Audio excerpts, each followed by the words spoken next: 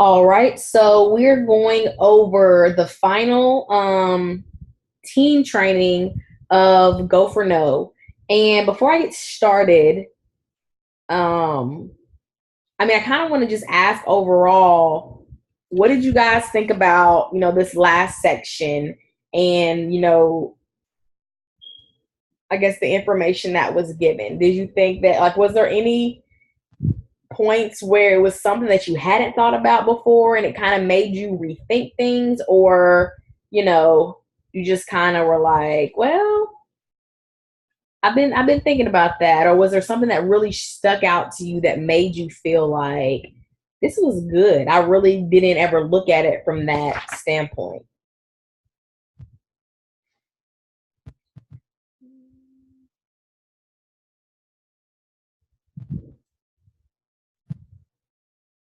Anybody finished it all the way? Because I had to remember myself, I had to finish reading it today. And I actually am on chapter. I got one more chapter, which means I'm going to go live about it tomorrow. But before that, okay, so chapter 21 was a really good chapter. It's called Next. And it talks about a fail quotient. And it talks about basically what it is kind of like what I said before about if you talk to so many people, you're finally will focus on those that said yes to you. You'll finally think about your successes versus those failures that you had. And so he had an example. He talked about Abraham Lincoln, and he was saying, let me read it exactly. He said, Abraham Lincoln had less than 1 year of a formal schooling, failed a business twice, and lost 8 of the 10 elections in he was in before winning the presidency in 1860. But is he remembered for all of those failures? No, he's not. He's remembered, for saving the Union, abolishing slavery, being a man of great integrity and courage. So it was saying that Lincoln had a high fail quotient. Like, how many times was he willing to fail to keep going? And I think that's really important. And that's something that you need to ask yourself. You know, how many times are you willing to hear no because eventually it's going to turn into a yes? Because, um, like they say, what's worth it won't come easy, and what's easy isn't worth it. And I feel like, once we start getting 3 to 4 no's, we start getting frustrated. Like, I don't want to follow up anymore today. I'll just do some more follow ups tomorrow, because you're already like tapping out because you've heard those no's. And excuse me, you want to be at a place to where you finally start to like he says, you never want to let the word no devastate us. That's, not what we want. We want to learn how to be able to say next and keep going. So it's really important to just kind of get to a point to where you're able to overcome those obstacles that are coming in your life. And it takes you going through those no's to get there, kind of like the whole theme of the book and what we've been going through. But and it also used the example of Colonel Sanders. It says in this, he was 65 years old. He got his first retirement check and realized that is not enough money for him to live off of. So he started going out trying to sell his chicken recipe. And it took him 2 years to ever hear a yes. Think about that. What if you were in this business for 2 years, never signed a customer, never signed a distributor, but you saw the potential? Would you be able to stick it out that long?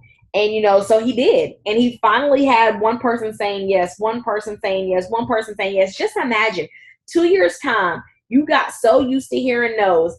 After 2 years, the next 5 people that you signed up all became black diamonds.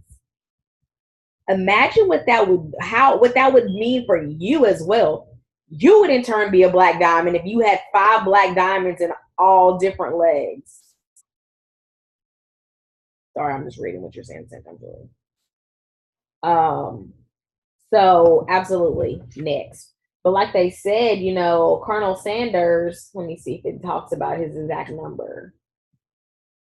No, it didn't really say the number of money, the amount of money that he made. But, he started a whole entire franchise. So the thing, excuse me, that's the most important about this all is he said it the best. It isn't easy, but everything else in life, but like everything else in life, it becomes easier with practice. That's a part about this business that sometimes we forget. That is why they say you can be ignorance on fire or you can be knowledge on ice. If you sit back and watch YouTube trainings, watch all these trainings, all this knowledge, the compensation plan front to back, but you never go and talk to people and actually try to make these tips work that you've been getting, you're actually doing yourself a disservice because you're never going to learn how to use all the things that you've learned, if that makes sense. And so what it says is, hold on. All I know is that inspirational CDs cannot coax away your fears away. Threats won't secure them away. Ignoring your fear won't make it go away on its own. The only way is to learn to numb yourself to know. And numbing yourself to know isn't about ignoring it. It's about experiencing it so often that eventually it loses its power over you. And it says, like they say, do the thing you fear, and the fear will go away. So, I mean, that could just be blitzing. And I know, we talk about it so much, but a lot of people are fearful of blitzing. And we talked today a little bit about the thing of it is, I think it's intimidating sometimes because you feel like you should come to a person and say like, hey, have you heard about my business? Or have you heard about this opportunity? And that's not necessarily the best blitz. What it means to me to blitz is just to start talking to somebody and having a conversation and hearing when it would be a good time to bring up your opportunity. So if you go to somebody and you ask them like, hey, how are you doing today? Or if you talk to somebody that's like your server, they're going to tell you, oh my God, it's been so busy. I am so tired. I'm starting to catch a cold. Then they say that. And if you have a little sample of your greens, oh my God, you should take this. This helps build up your immunity. Boom, that's a blitz. Or if the person is like, oh my God, I wish I could have been with my kids today. I missed out on this event they had at their school. You can reach out back and say, you know what? I would love to share this opportunity with you. It's definitely changed my life, and I've seen it change thousands of other people's lives. This could help you, have more time with your kids. Are you interested in learning more about the opportunity? That's it. That's all you do. You don't have to be in your mind, boom, I'm going to intentionally go blitz.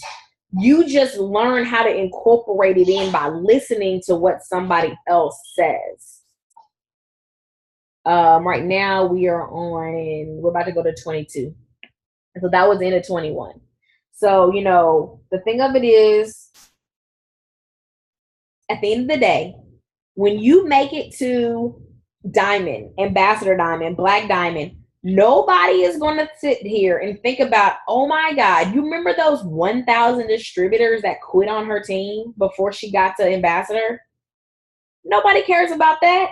People are going to be cheering for you, excited that you made it to Ambassador. So don't get so caught up on the no's that we're getting right now and letting that impact what you're going for, because that's nothing. And like they say, everybody remembered Babe Ruth for his record of having the most.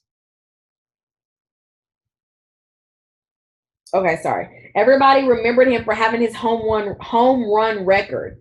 But what people forgot, he also had the most strikeouts. You're never going to hit a home run if you're too afraid to swing.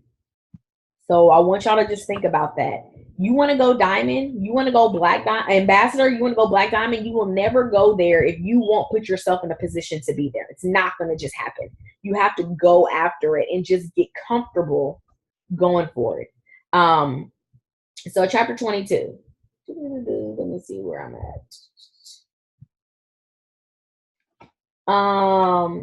Okay, there's a lot of stuff that comes from this chapter, so let's try to go through it that I like. Blah, blah, blah, blah, blah, blah. Hold on.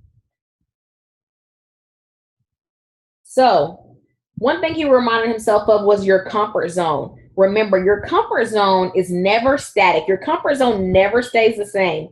Two things happen. Your comfort zone either is getting bigger or it's shrinking. So you have to do something. It doesn't stay the same because if you don't do anything, your comfort zone starts to get bigger and bigger and bigger. It doesn't get smaller because or it doesn't just stay the same. So just remember that, like they say, you're either growing or you're dying. You're not just living. You're either letting positive things in or letting more negative things in. You can't just be like stuck in the middle because that's not how life works. Everything always keeps moving around us. So you're either flowing with it or you're moving in a different direction. So just remember that. Let me see if this said. He said, I know the day I started, okay, yeah. The day I started giving in to my fears in one area of life, it will only be a matter of time before it becomes easier to avoid other challenges as well. So it's like a trickle effect. It happens in one area and it'll start happening in others. And so what he said that he did, though, they're basically in the story, Eric and Eric. So the successful Eric is having them play golf with two of his best salespeople. So now the other Eric, the guy that's like not really successful yet, he's getting to talk to two of his most successful salespersons and our salespeople and to see, what were their tips? What would they say? And so they both had a couple of tips that I think are really important. And I think, we need to really think about them. And it says, one of the things that the guy said, blah, blah, blah, blah, blah. He asked the man, hold on. But okay, they were saying going for no doesn't work for the average person. That is because within a short period of time, the person who adopts this strategy stops being average. So if you kind of feel like you're stuck in your rank, let's just say you're an executive or you're a diamond or, even me being a triple diamond, if I look at my paycheck and my paycheck is average, that means I'm not doing enough. And the only thing that's going to set me apart from being average is myself. I can change how many people I talk to. I can change how I, reach out to people or how I'm following up. And that in itself is going to catapult me from being average because I don't want to be average. I don't know about you guys. I don't, not even for any rank. I always want to be more than whatever the average says of that rank just because I'll feel better. But he was saying a lot of people have started to create this syndrome. They call it the pike syndrome. And how he explained it was there was an aquarium in Canada and they had a large pike on one side and small minnows on the other. And pikes eat minnows. And so they put a glass tank down. And for hours, they said they seen the pike kept hitting its nose. Boom, boom, boom, boom. Trying to get the minnows, trying to get the minnows, trying to get the minnows. But after a while, it hurt, basically. So he stopped. And he just started swimming in the center.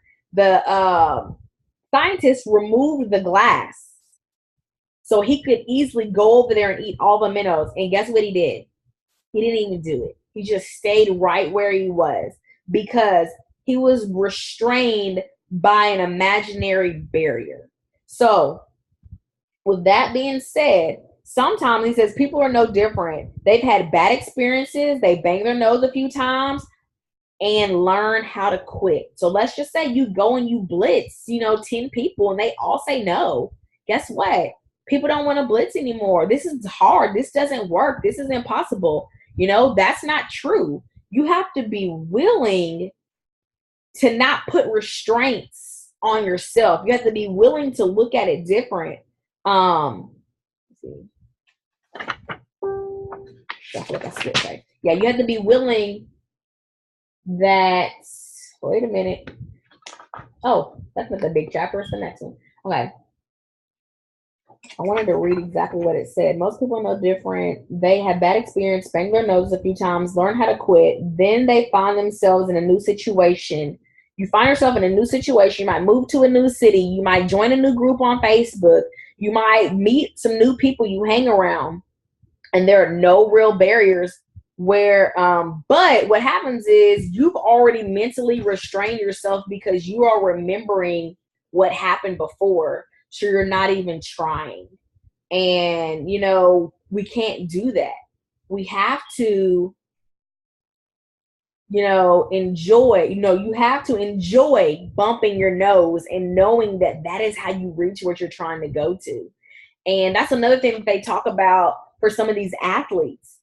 If they're playing a very fast-paced sport, let's just say a quarterback, and he just threw an interception, and then he comes on the sideline. The fastest thing that they want for quarterbacks to do is to forget the mistake they just made, because you have a game to play. You cannot move forward when you're still thinking about what you just did wrong. That messes up everything. That messes up your motivation. That messes up your esteem. That messes up your confidence. So you cannot be focusing on, dang, I blitzed that lady, that didn't work. Oh my God, I don't want to blitz anybody ever again. When all of a sudden a mom with 3 kids walks past you down the street struggling and out loud was like, oh my God, I wish there was a better way to provide for my family. But because you're so focused on, oh my God, I can't blitz ever again, that was so bad, you didn't hear that lady blatantly ask for an opportunity to change her life. So don't get caught up on that. Understand that you got to have amnesia to the nose. Like Julie says, you got to just say next. Keep it moving and just keep going, because there is somebody that wants this opportunity. Like Brooke said, there are 1 billion people on Facebook. Who cares if you go in a group of moms that are angry and there's 100 of them and they hate it works? 100 compared to 1 billion is nothing. Buy 100 angry moms, buy a group that has 100,000 angry people. You still have 1 billion minus 100,000 people to talk to. That's pretty good odds. So don't be getting so caught up on little things like, because sometimes we'll be like, oh my God, these people are so judgmental. They're like this much percentage of everybody else that's in whatever network you're trying to use. Because I'm just saying Facebook, because most of y'all are on Facebook. Is how you knew about the training. So y'all, the ocean is huge. The potential for our business is huge. Don't let something shut you all the way down and not allow you to speak about your business, to talk about these products, to share these products. Keep moving. That is how you're going to succeed. Sorry, I'm looking at the time because it's going to matter for when we get the opportunity call. And whatever I don't finish, I'm going to probably just go live on our team page tomorrow and just kind of finish it up there, because I got one more chapter to read. Because, yeah, that's all we're going to worry about, because I do. But, so, okay. It says that so the next chapter, they're getting, okay, so now they are, I guess now he's switching up. He's talking to the other salesperson. And she was telling him that 80% of salespeople don't make it through their first year for the simple reason they fail to make enough calls. Think about this. How many times have people said, I can't find enough customers? How many times have you said, I don't have enough customers? Okay, got it. But how many people are you really willing to talk to? How many people are you talking to? I've had so many, like, there's been people all the time, like, man, I've talked to so many people and nobody has said yes. And then we ask them, how many people have you talked to? Like 20. That is not enough people in the beginning, especially when you're trying to grow your business. You're trying to build your credibility. You're trying to show people that you're serious. And then after you ask 20 people and they all say no, you just quit. Well, guess what? It's good that they didn't buy anything, because you weren't serious. You weren't willing to go through the hard times to get to the good times. So, that's something that you have to think about for yourself, and you're going to hear your new distributors talk about as well. Way to go, Julie. Get your 300 people this weekend. But,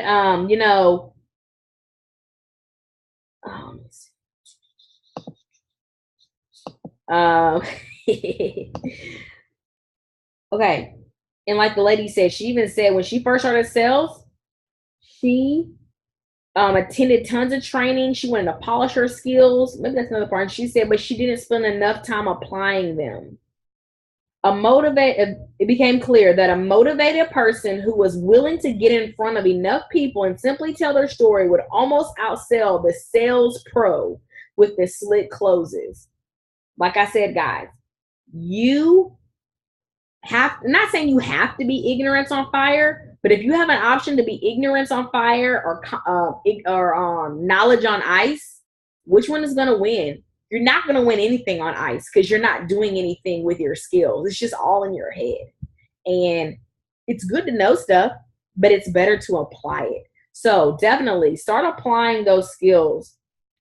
Then you talk about a scenario about how she talked about a scenario about how the company, they were saying, you know, out of every 59 people that they talked to, the 60th person usually sold. And he was like, that's not a good ratio. And it was like, well, it just depends on how you look at it. So he was able, because they signed 1 out of 60 people, they found out that in 8 hours of every day, they could talk to 60 people. So every day they would get at least one sale because they reached out to 60 people. Now, not only that, you learn to do it faster. So they actually changed how they started talking to people. So if they knew they had to talk to 60 people, what they would do would, as soon as they knocked on the door, they were selling life insurance. They knocked on the door and would say, you don't happen to need life insurance, do you? And the people were like, no, I don't. 59 people were like, no, no, no, no. Then one person would be like, actually, I do. Come in, let's talk about it. But because they went ahead and just asked the question so bluntly, they didn't waste time trying to convince the person. They just got that answer and then spent time on those that needed it. But not that. And the only thing, let me see this chapter that she also gave those statistics. I don't know if she gave it right here. No, maybe later. So the thing of it is, though, you finally you just kind of ask the question and don't think about it and go to the next person. And so one of the things, though, that she said, you have to learn to fail faster. And so you don't get caught up on the person's no, you just keep it moving. But what you do realize that she said that no turned into a not right now. She said she realized, though, she had to, oh, well, here goes the statistic. Research shows, hold on. Okay. Statistically, research shows that 44% of salespeople give up after one no. How many of y'all can think about you've asked somebody to try the wraps or a product and they said no, and you have not reached out to them ever again? You just took the no. I'm guilty of that before, so that's happened. And it says 22 more give up after the second no, and 14% more give up after the third no, and 12 more percent give up after 4 no's. What does that tell you? 92% of all sales give up within the first, with asking for a sale, by the 5th time. Well, it's actually the 4th, but yeah, by the 5th time. And guess what? Research shows that 60% of all customers say no 4 times until they finally say yes. So the majority of people say yes between 5 to 12 exposures. So if you're not, so what you have to do is with that, you want to realize, like the lady said, she keeps track of how many times she reached out to a person. Like, let's say somebody wanted to order hair, skin, and nails, and you just keep following up and following up. They might say no 5 times, and guess what? Finally, okay, I got my money. Thank you for reaching back up with me. I'm glad to order my product now.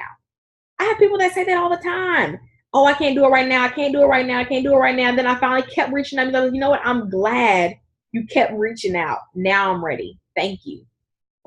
Y'all, we have to do that. We can't be so impatient. Trust me, I get it. I know when I want to sell, I want to try to get these bonuses, do all these other incentives. I have a sense of urgency and I want them to order now. But our job isn't to be forcing people now. We just got to talk to so many people that we're not stuck on one person who had said they were going to order, but now they're MIA, because you have other people that said they're going to order too. So you don't worry about that person. And like I said, she keeps track. So if you know you've talked to Sally about hair, skin, and nails, you can just start putting little ticks beside, like I talked to her this time, tick, okay, it's another time, tick, okay, it's another time, tick. And then you finally will realize, okay, it took me 7 times to talk to her, or it took me 5 times, and she signed up. So understand that.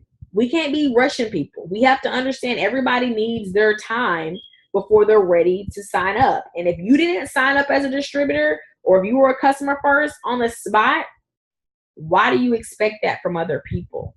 Because most people don't sign up on the spot. Even if they need to think about it for a day or so, it's never usually on the spot. And then they just gave the example about the guy with the airbags. He tried to sell airbags in 1967, and nobody wanted to get the airbags from him. And then it said in 1995, 30 years later, they passed legislation that required all vehicles to sell airbags. And guess what? Well, that was, no, 20 years later, they required that, and then 10 years later, before his big sale. So a total of 30 years went by, though. But when he made the sale in 30 years, he profited $120 million for 30 years of persistence. Now, just think about that. Would you continue to be in It Works, trying, if in 30 years you could create a legacy for your family that was worth $120 million? That's crazy. Like, yes, guess what, guys? We might not get to experience it, but most of us are parents. And guess what? It's not all about us. We don't just do this business for us to just live better. We also should have the mindset that we're trying to change our family's legacy. We don't want our kids struggling like we're struggling now. We don't want our kids in student loan debt. We don't want them being at a place of confusion. So if it took 30 years for me to change the legacy of my family, is it worth it? Because as a parent, it's your job to take care of your children. Hold on 1 second. Somebody's at my door. Let me.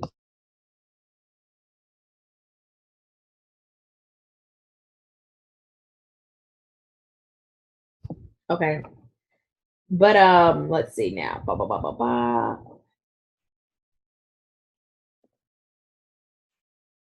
And I think I talked about this the other day. So on chapter 25 now, he was talking about the guy's other advice was, if you're gonna fail big. And like he said, it's okay to get those people that maybe want to order one product here, one product there. But also, when somebody has a huge weight loss goal and they're willing to spend whatever it's going to take, don't be afraid to ask them. Because like they said, at the end of the day, a no is still a no. A no to a system order compared to a no to a Fat Fighters is still a no. But if that system order turns into a yes, you're going to make more money from that sale than you would a Fat Fighter order. So yes, still try to sell the Fat Fighters, but still don't be shy. Like, some of y'all know people that would be great in this business, meaning successful, busy, hardworking people. But because that's their traits, we get scared to ask them about this opportunity. We feel like they're already successful, and I don't want to ask that person. They don't need this. They're that. Those are the people you want in your business. Do you not want hardworking, successful, multitasking, busy people that can work this in? Yes, you do. So instead of us like, dang, I would ask, but I don't want to ask that person. They're a doctor. They don't need this. They're drowning in debt. I can almost guarantee that. Yes, they do. They're open to other ways of making money. We have doctors, lawyers, pharmacists, nurse practitioners, everybody from all walks of life in this business. So don't think that, people don't want this because of their, qualities. That makes it, that's who you want. So guess what? The bigger the risk, the higher the reward. So just know that. Like I said, customer wise and distributor, a lot of times we know people that would be amazing, but we get too scared because we feel like that no is just going to be so detrimental. It's going to feel like a regular no. I'm going to tell you that now if they say no. So don't hold back. You can write your doctor. If you know people in medical school, you know people that are doing a lot of ambitious stuff, like somebody that has a network of hundreds and hundreds of people. That is who you want to talk to about this opportunity, because most of these people that are good at what they do, if they live the traditional American life, the people that make the most money usually work the most hours. There's no trick to that when you're in traditional America. So they make a lot of money, but they work a lot of hours. And most people want some freedom. They want some time. So they want to hear about this opportunity. Sure, what is it? Oh, and then that's for y'all to talk about. And even if they say no right now, and you keep going and going and going, and they see you out on trips, they see you relaxing, they see you being carefree, living life, they are eventually going to be like, you know what? I'm ready to talk to you more about that business, because I'm tired. I'm tired of waiting for the weekend. I want to wake up like you on Monday and just be chilling. So I know y'all know some successful people. I want y'all to jot down like 10 names of people that you know that are super successful. They could be super successful salon owners, nail techs. They could have, like I say, they could be engineers. They could be doctors, lawyers, people with that we would think have the ideal life. People that know everybody, are always doing everything, always super busy. Those are people you want to write down their names and bring this opportunity to their attention. Because if they say yes, what would that do for your business? But you're never going to know if you don't ask.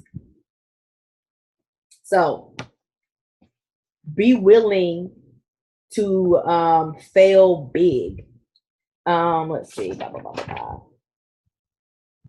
And then, of course, like we are talking about, that's the 5th step, failing exponentially. Like they said, Thomas Edison, he might have been, Thomas Edison eventually hired a bunch of inventors to help work with him in his laboratory, because he knew, first off, he looked at failure differently. It took him 10,000 times before he created a light bulb. And instead of saying I failed 10,000 times, I just simply discovered 10,000 ways that don't work. But because he knew it took him 10,000 times to try to create something, if he had more people working diligently like him, they're going to get to 10,000 faster as a whole than it would have took one person. So you can do more faster as a group. So with this business, you want to get to the point to where you're teaching your teams the same thing. Even if you don't have a distributor now, that's okay. You want to learn the most that you can learn about being a leader before you even have a team. Therefore, when you do get it, you'll have some input. But those of y'all that already have a team, you want everyone to understand the need to fail faster. What if everybody, like I said, what if all these salespeople went for 5 no's a day? It said 20 days out of the year. That turned into, and they only work, they worked 200 days a year for 5 no's. That turns into, let's see if this is how many people. Hold on, 100. Okay, 100 salespeople multiplied by 200 days a year for 5 no's. That turns into 100,000 no's additional per year. When you think about that, 100,000. I'm looking for my phone. I felt it vibrate, so I can do some math real quick with y'all. Oh, 100,000 no's. And I'm going to give a low number. Let's just say our percentage for signing customers as a total team is going to be, I'm going to just say 10%. 10% of 100, and this is 100,000 additional no's, not just, because y'all still might be going for more than 5 no's a day, but let's just say we're going to add on just that. Okay, 100,000 times 10%, that was 10,000 yeses. So that is an increase of 10,000 loyal customers. Heck, it could be distributors, guys. Think about that. 10,000, let's just say distributors. 10,000 distributors to your team. let's say each of those distributors, they're serious. They're all running auto shipment. That in itself, auto shipment only, turns into 800,000 BV of volume you've created for a whole year. Let me tell you something. That's a lot of BV for a whole entire year. 800,000, that's almost a million GV total. But let's think about it. What if that ended up being your final number for December 31st? Distributors, auto shipments only, turn into 800,000 in volume. Y'all, I don't think y'all understand what that paycheck looks like, because that don't include customers. Not at all. So your volume with 10,000 people working hard, y'all, I don't even know who has 10,000 hardworking people on their team, because Susan, she probably has about 10,000, but there's not 10,000 active people. Let's just say that Susan doesn't have 10,000 active people as of now. So imagine, and she already is a top 15 money earner. If you had 10,000 hardworking people, you would be Black Diamond. You would be making $100,000 a month. So that is why it's so important to teach this concept. It's so important for us to keep going for no's, to build these teams that we want, and then to teach these runners to do the same thing, you know, and it's all about expectations. And that's, I don't know, that's something for me anyways. I'm gonna talk about that later. But, you know, we have to get it mentally in our mind rewarding to get that no versus just the result of it. Because, you know, I was just thinking about it. It's frustrating. How frustrating is it? You know, sometimes we do have rewards based off of, you know, results, but still sometimes it needs to go both ways. We need to have results also based off of effort, because sometimes, y'all know, we might have a BOGO and you might reach out to 100 people and everybody said no, but they might want to order the next day, which is still good. But you just kind of felt defeated because in the BOGO, we might have had some type of incentive, and now you didn't get it because the person didn't say yes. But you still put that effort in, like you were going for some yeses. And so we just got to be able to, especially for leaders, we have to be able to recognize people's efforts and still congratulate them, and still finding ways to incentivize the effort versus the results. Because that is what's going to get people going, when they know that effort is what really matters. Because after a while, you know, that is what shows how bad you wanted it. And I think, hold on, there's one quote that they said about that, and I want to make sure I say that. Okay, yeah. It says the Go for No trophy. Okay, here's what they said.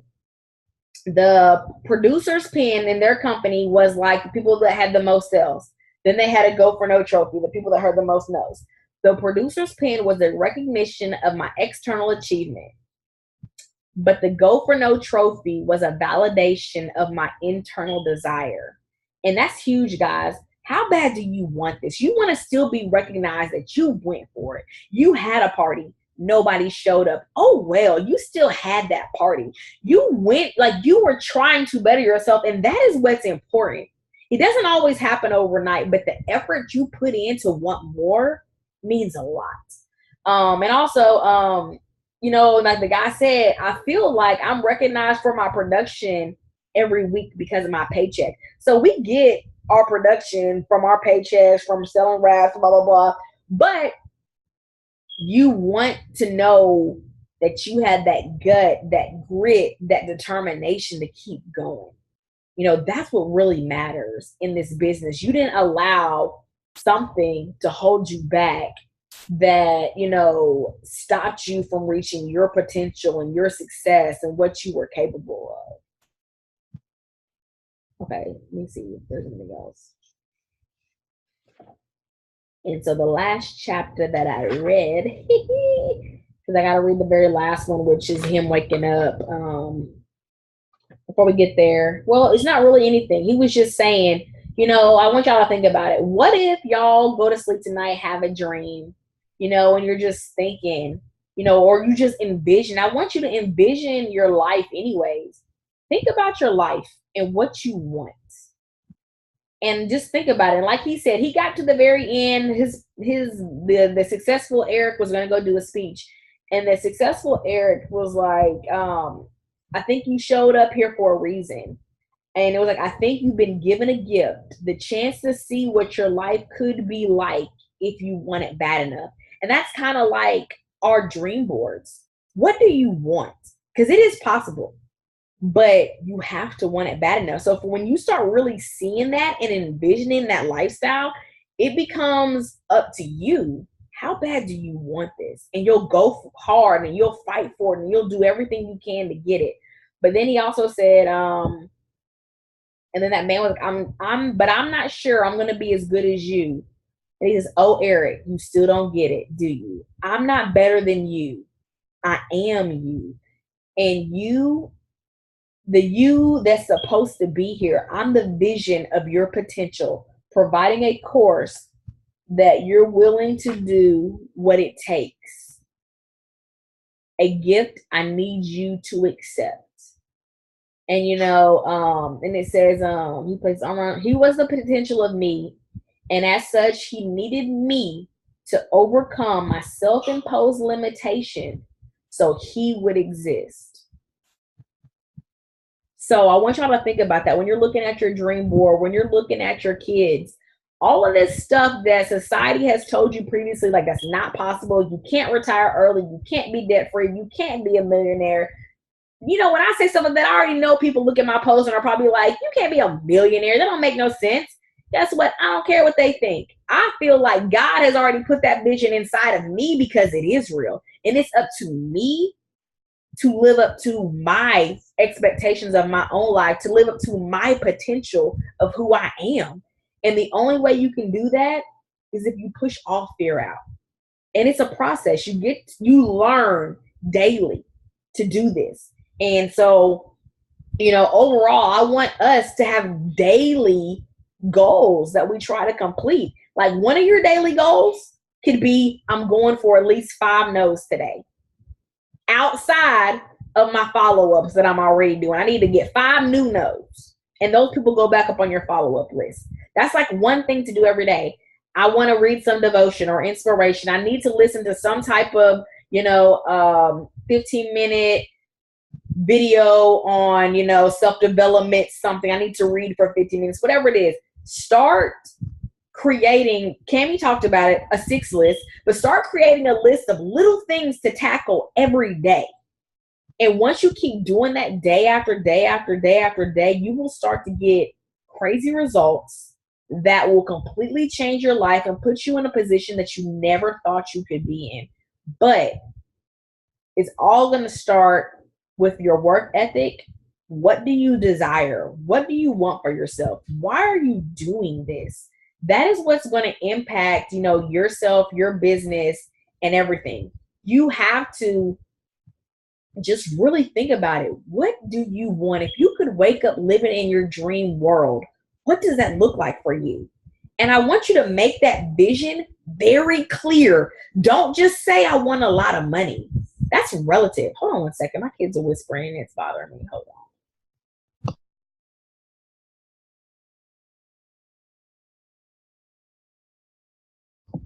Okay. So that's relative. I want a lot of money. I want to drive a nice car. Well, guess what, guys? Some people's nice car is a 2017 Honda Accord. Some people's nice car is a 2017 Maybach Mercedes-Benz, sedan. What is your vision for yourself? It has to be clear. How much money do you want to make? I want to make 6 figures. I want to be, a millionaire. I want to net $1 million a year. That's what I want to do. Like the Millionaires Club with our business is amazing. That means you've earned $1 million and it works. I want to be able to say I earn $1 million a year with what I do, which is $83,000 a month, I believe. I think I did that math before, and that's what it is. But anyways, what do you want? And until you have that vision and you know exactly what it is, then you just look and realize you have the potential to make that happen, especially with this business, because we haven't hit $1 billion in revenue yet. And Pam is sure that Mark is going to make sure our company goes to like 3, 4, 5 billion in revenue a year.